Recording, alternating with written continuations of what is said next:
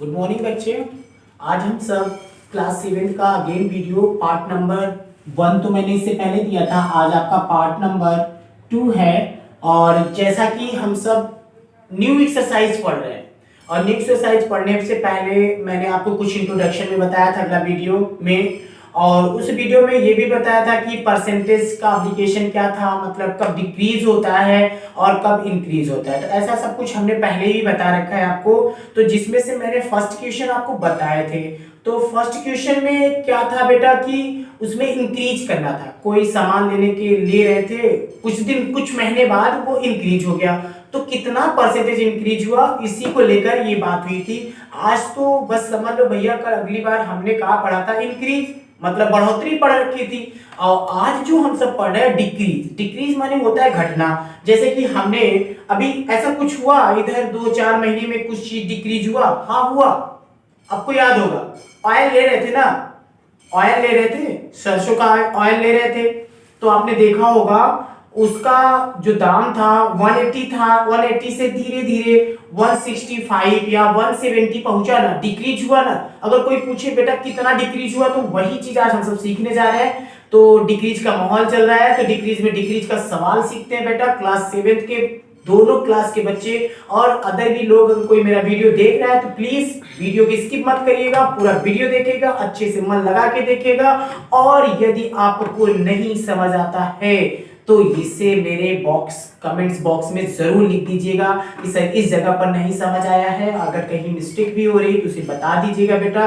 मेरे personal WhatsApp पर भी शेयर कर सकते हो, अच्छे से प्यार से, और बुक को खोलकर ध्यान से उसे लिखिएगा और समझिएगा, क्योंकि मैं सभी बुक का क्वेश्चन बता रहा हूं और अदर बच्चों के लिए भी ये बहुत ही इंपॉर्टेंट क्वेश्चन है।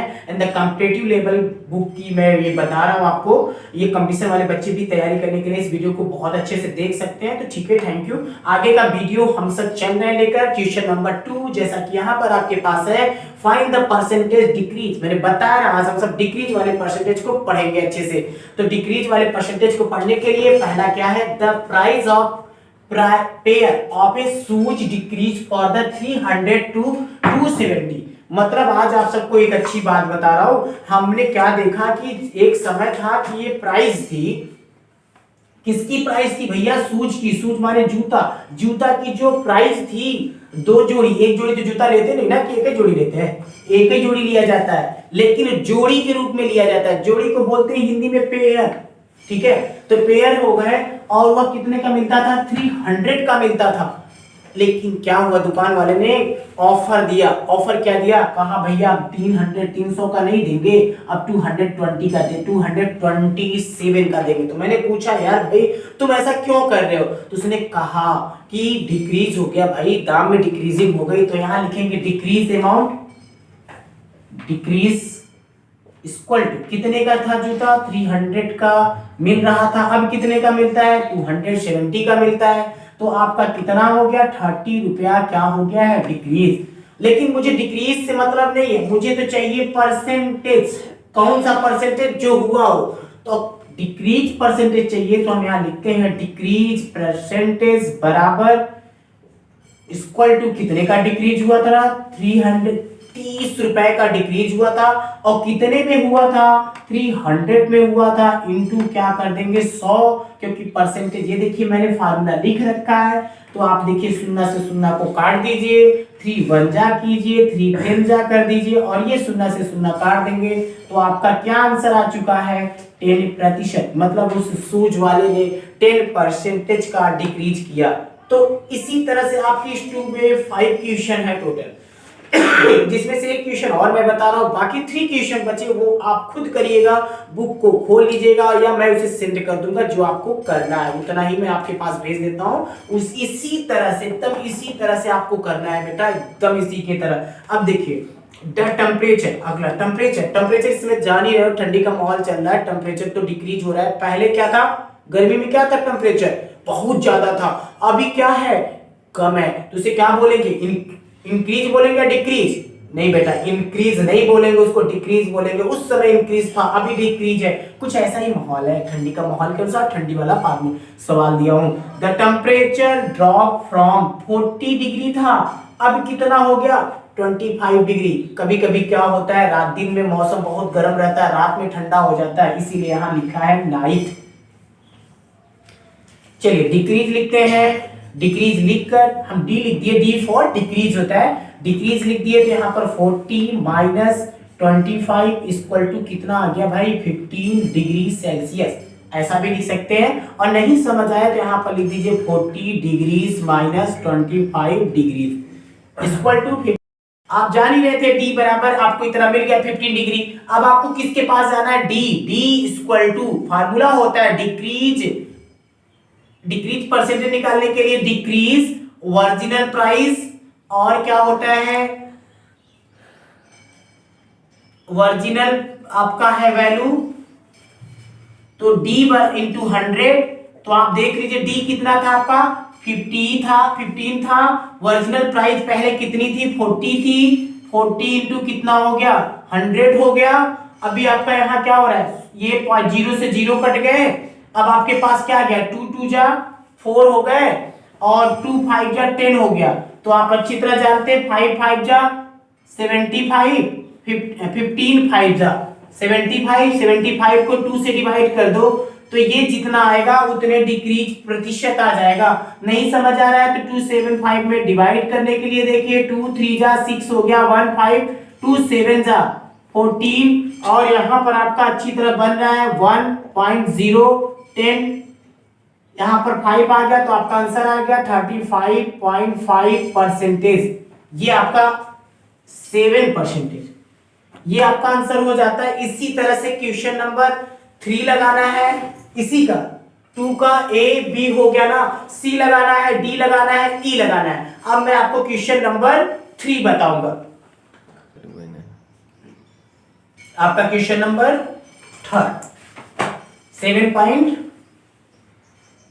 8 पॉइंट का है, और 8 पॉइंट के आगे का क्वेश्चन आप सब देख रहे हैं। ये आपका क्वेश्चन नंबर 3 है, और क्वेश्चन नंबर 3 में कुछ इस तरह से है, ध्यान से देखिएगा।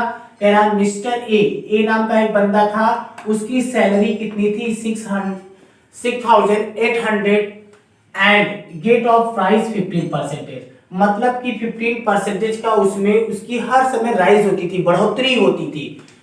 मिस्टर बी नाम का एक बंदा था, है जो सैलरी, तो पहले बी को छोड़ देते हैं, पहले ए को। ए का सैलरी हम लिखते हैं, यहां पर लिखते हैं mister A salary is 6800 and get rise क्या हो रही है, he get a rise of कितना परसेंटेज, 15%। तो क्या हो जाएगा इनका 68 इंटू 15 अपॉन 100, ये और ये कट गए। अब आप ये जान लीजिए कि 68 में 15 का मल्टीप्लाई कर देते हैं, तो ये कितना आ जाता है, 15 8 जा 120 और 15 6 जा 90, तो ये आपका टोटल आ जाएगा 102। इतना रुपीज की बढ़ोतरी हर कह रहे उनके जो परसेंटेज, उनका जो सैलरी था उसमें 15%, 15% का क्या किया गया बेटा, इंक्रीजिंग कर दिया गया। तो कितना होती है, तो टोटल कितनी उनकी सैलरी हो गई, टोटल सैलरी मिस्टर ए कितना पहले पाते थे और कितना अब पाते हैं, ये किसकी है, 15% राइज की है, राइज 15%। तो आपका क्या आ गया 0287, मतलब टोटल उनको कितना मिलता था, टोटल सैलरी मिस्टर ए को,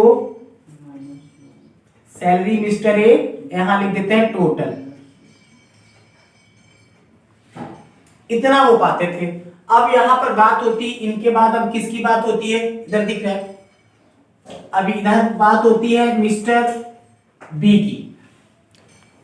मिस्टर बी जो थे वो सैलरी पाते थे कितना भाई, देख लिया जाए, ₹7200, और इनका कितना परसेंटेज बढ़ता था, ही गेट ए राइज 12%। तो तो ये 7, इनका भी क्या हुआ 700, 12% अपॉन 100, ये और ये कट गया। ये 100 कहां से आता है ये भी जान लीजिए, परसेंटेज को हटाना है तो 100 लाना है, परसेंटेज को भगाना है तो 100 भगाना भी है, तो गुणा करना होता है। मतलब जब परसेंटेज को भगाना रहता है तो 100 से भाग कर दो, परसेंटेज को लाना है तो 100 से गुणा कर दो। सिंपल तरीका बता रहा हूं तब हिंदी में। आपका ये देखिए 12 का 2, 12 2 जा 14, 24 हो गया। 12 का 2 बार पढ़ लेते हैं, 22 कैरी लगा आपका 2, और आपका आ जाएगा 12 7 जा 84 और 2, इतना रुपीज का उनके में इंक्रीजिंग हो गया 12% का। तो हम लिखते हैं मिस्टर बी सैलरीज 720, 12% राइजिंग हो रहा है, राइज हो रहा है, इक्वल टू कितना आ जाता है से इनका आ गया है हमारे पास, अभी अभी खो जाऊं 6 4, यहां पर 4, यहां पर 6 10 9 8 हो गया 8, इतना। तो यहां लिख देते हैं टोटल। तो ये आपके दोनों हो गए, ये मिस्टर बी थे और ये मिस्टर ए थे, इन दोनों में यही था। अब ये देखा गया आगे का जब क्वेश्चन पढ़ते हैं तो ये बोल रहा है he get rise, whose get higher rise, कौन है। तो यहाँ लिखेंगे, ये लाइन खींच देते हैं नीचे से पूरा, इन दोनों के लिखने के बाद लिखेंगे हुज, तो लिखेंगे whose get rise higher rise. तो इसमें हो जाएगा ए एंड बी में, A and riser in A and B. तो इसमें कौन ज्यादा है आप देख सकते हैं, ए वाला कितना पा रहा है 7820 और 8064, तो बड़ा कौन हो गया आपका बी वाला, बी, ठीक है।